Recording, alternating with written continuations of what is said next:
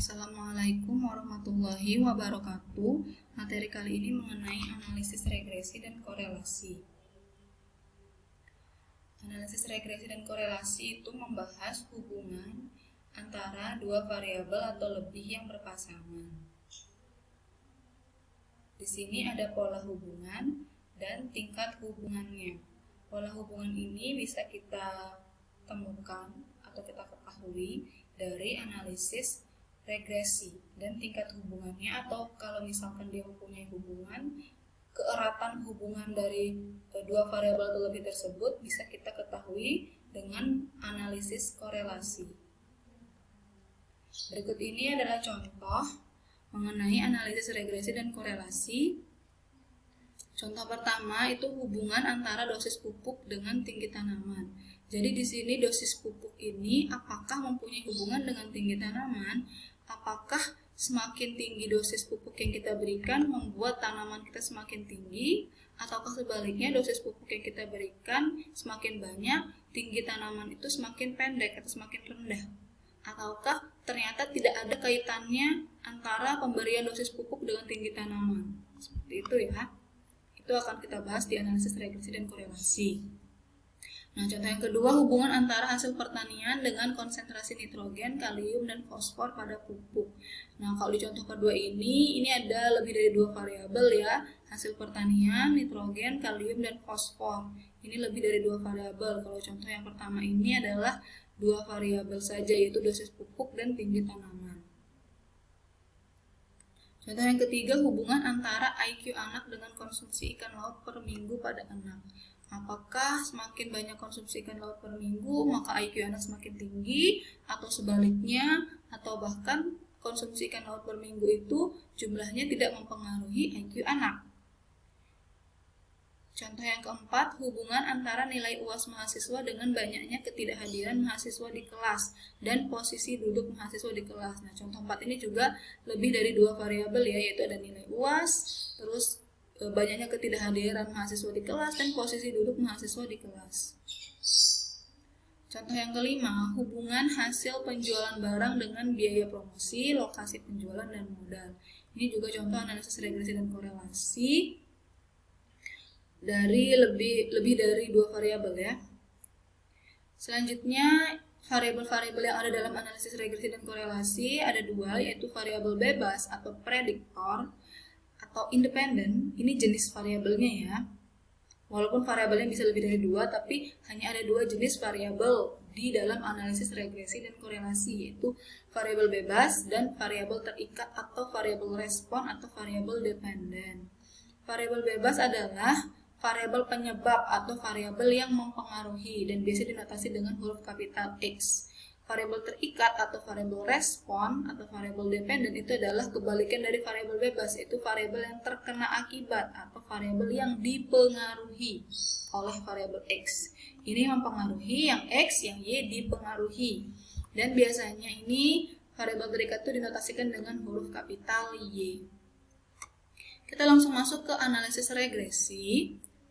Definisi dari analisis regresi adalah metode statistika yang mengkaji tentang pola hubungan. Pola hubungan ini kita ingin mencari apakah ada bentuk fungsional antara dua variabel atau lebih, sehingga nilai dari variabel terikat itu dapat kita ramalkan dengan nilai-nilai dari variabel bebas. Apakah ada pola hubungan atau bentuk fungsionalnya? Nah, terus di analisis regresi itu dibagi menjadi dua, yaitu analisis regresi linier dan analisis regresi non-linier. Analisis regresi linier itu tersendiri dibagi menjadi dua, yaitu yang sederhana dan berganda. Nah, pada pembahasan di bab ini kita hanya akan fokus pada pembahasan analisis regresi linier yang sederhana dan juga berganda. Analisis regresi linier sederhana itu di sini kita adalah metode statistika yang digunakan untuk mengestimasi pola hubungan antara satu variabel bebas X dan satu variabel terikat Y. Jadi di sini analisis regresi linier sederhana itu hanya mencakupi dua variabel, hanya berhubungan dengan dua variabel, yaitu satu variabel bebas dan satu variabel terikat. Terus hubungan kedua variabel itu diasumsikan mengikuti pola atau bentuk fungsinya tuh garis lurus. Bentuk umumnya seperti ini, YI sama dengan beta 0 plus beta 1 XI plus EI. EI ini adalah galat dari data atau errornya ya. Kemudian berikut ini adalah estimasi persamaan regresi linear sederhana. Ini adalah estimasi persamaan regresi linear sederhana dinotasikan dengan Y topi, yaitu B0 ditambah B1X. Tabel 1 ini berisi skor tes IQ dan nilai kimia dari 12 mahasiswa. Skor tes IQ di sini adalah X-nya atau variabel bebasnya, dan nilai kimia ini adalah yang variabel terikatnya. Berarti X ini skor tes IQ ini mempengaruhi nilai kimia, ya. Nah, dari tabel ini, dari data ini kita plotkan seperti ini hasilnya, dan kita bisa mencari satu garis lurus yang menggambarkan hasil plot dari data tersebut ya.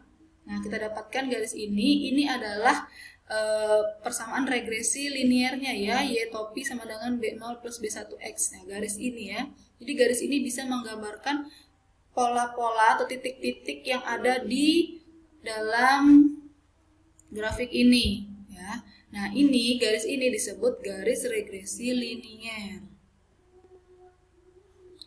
Jika kita diberikan data sampel, maka estimasi persamaan regresi linearnya adalah Y topi sama dengan B0 plus B1X. Nah, B1 itu sendiri adalah rumus yang ini, dan B0 itu adalah Y bar dikurangi B1 X bar. Y bar dan X bar ini masing-masing adalah, ini rata-rata dari Y, dan ini rata-rata dari X. Rata-rata dari data yang variabel terikat, yang ini dari data variabel yang bebas ya. Kita langsung masuk ke contohnya. Tentukan persamaan regresi linear sederhana dari data pada tabel 1 ya.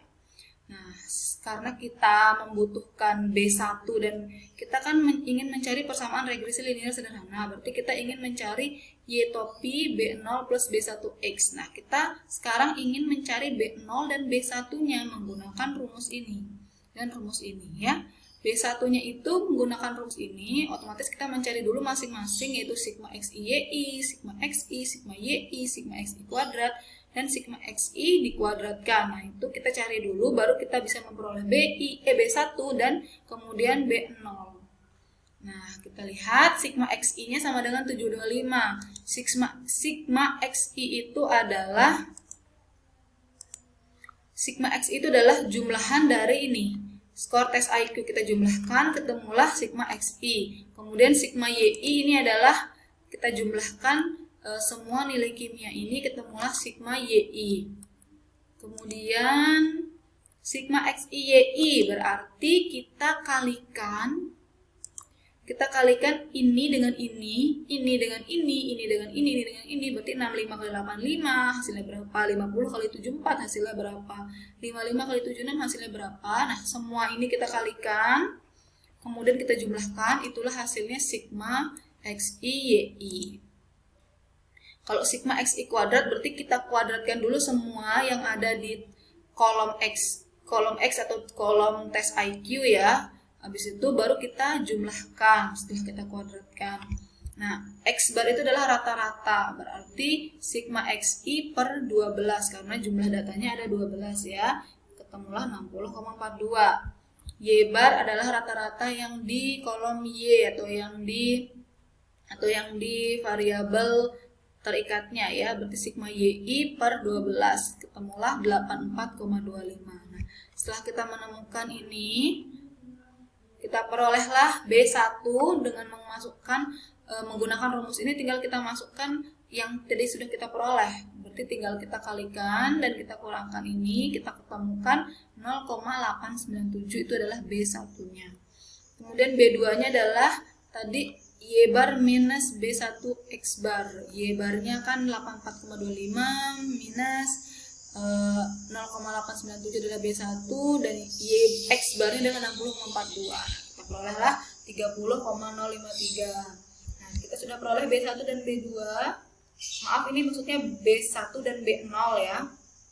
B1 dan B0 kita sudah peroleh. Jadi persamaan regresi linear sederhananya dari data tersebut adalah Y topi sama dengan B0 30,053 ditambah B1X 0,897X. Dengan menggunakan persamaan regresi linear sederhana ini yang kita sudah peroleh, kita bisa meramalkan nilai dari Y dengan menggunakan X. Jadi kita nggak perlu lagi kita misalkan mencari data, mencari nilai kimia, tapi ternyata di datanya itu tidak ada skor tes IQ yang kita ingin ketahui. Nah, kita juga bisa menggunakan persamaan regresi ini untuk mencari skor nilai kimianya ya. Tinggal kita misalkan skor tes IQ itu skornya 80 ya. Berarti X-nya kita gantikan 80, kita cari Y barnya sama dengan 30 0,053 ditambah 0,897 dikali 80. Nah, hasilnya itu adalah nilai kimianya. Jadi ini persamaan ini kita bisa gunakan untuk meramalkan nilai Y. Yang di sini yang di soal ini adalah nilai dari nilai kimia ya. Nilai kimia bisa kita ramalkan dengan menggunakan persamaan regresi linear sederhana ini. Yang penting diketahui skor tes IQ-nya. Selanjutnya analisis regresi linear berganda. Kalau yang tadi sederhana itu hanya mencakupi dua variabel, yaitu satu variabel bebas dan satu variabel terikat. Nah, kalau di sini dua atau lebih variabel bebas dan satu variabel terikat. Jadi terdapat lebih dari dua variabel ya, yaitu dua atau lebih variabel bebas dan satu variabel terikat. Bentuk umumnya seperti ini, dengan EI-nya adalah galat ya dari data. Nah, pada bab ini kita hanya fokus untuk membahas analisis linear berganda dengan dua variabel bebas saja. Berarti kita hanya dengan tiga variabel, yaitu dua variabel bebas dan satu variabel terikat ya. Dan estimasi persamaan regresi linear bergandanya itu adalah Y topi sama dengan B0 plus B1X1 plus B2X2. Ini adalah persamaan regresi linear berganda ya dengan dua variabel.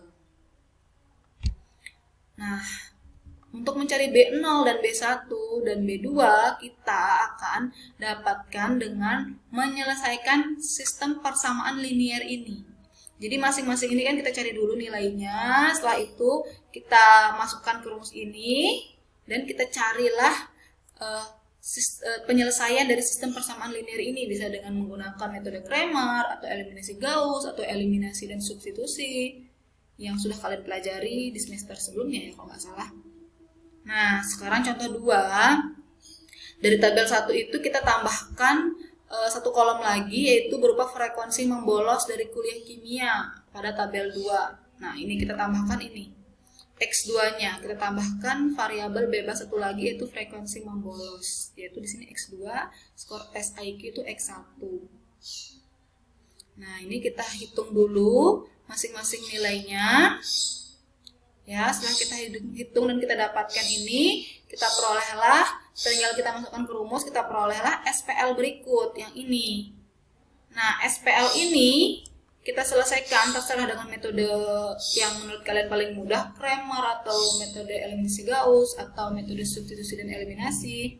Dan kita perolehlah B0-nya 27,547, B1-nya 0,922, dan B2-nya 0,284. Nah, setelah kita peroleh B0, B1, B2, tinggal kita masukkan ke persamaan regresi linear sederhananya, regresi linear bergandanya, yaitu Y topi sama dengan 27,547 ditambah 0,922X1 ditambah 0,284 X2.